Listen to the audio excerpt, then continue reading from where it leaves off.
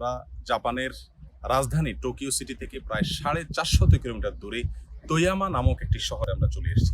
অসাধারণ সুন্দর একটি শহর, আল্লাহ সুবহানাহু ওয়া তাআলার অপরূপ সৃষ্টি এবং আল্লাহ সুবহানাহু ওয়া তাআলা মানুষকে যে মেধা দিয়েছেন সেই মেধা দিয়ে তারা সুন্দর করে এই দেশটিকে সাজিয়েছে, বরং গোটা বিশ্বকে তারা সাজানোর জন্য আপ্রাণ চেষ্টা করে যাচ্ছে।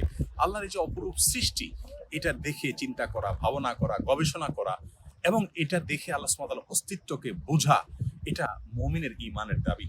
আল্লাহ সুবহানাহু ওয়া তাআলা কোরআনে কারীমের ভিতরে উলুল আলবাব বা জ্ঞানী লোকদের কথা বলতে গিয়ে বলেছেন, আল্লাযীনা ইয়াযকুরুনাল্লাহা কিয়ামান ওয়া কুউদা ওয়া আলা জুনুবিহিম, যারা দাঁড়িয়ে বসে শুয়ে সর্বাবস্থা আল্লাহর কথা স্মরণ করে, ওয়া ইয়াতাফাক্কারুনা ফি খালকিস সামাওয়াতি ওয়াল আরদ, আল্লাহর সৃষ্টি নিয়ে যারা চিন্তা করে, গবেষণা করে, কল্পনা করে এবং সেখান থেকে আল্লাহর অস্তিত্বকে আবিষ্কার করে এবং বলে সুবহানাক, আল্লাহ আপনি পবিত্র, মা খালাকতা হাযা বাতিলা, আপনি এগুলোর কোনোটি অনর্থক সৃষ্টি করেননি, ফাকিনা আযাবান নার, আমাদেরকে জাহান্নামের আগুন থেকে রক্ষা করুন। প্রিয় দর্শক, আল্লাহর সৃষ্টি থেকে আমরা শিক্ষা নেই, চিন্তা করি, গবেষণা করি, ভাবনা করা, চিন্তা করা এবং কল্পনা করা, সেখান থেকে শিক্ষা গ্রহণ করা, আল্লাহ সৃষ্টি দেখে চিন্তা করা, ভাবা, এই ইবাদতটি, এটা থেকে আমরা আজ অনেক দূরে সরে গেছি।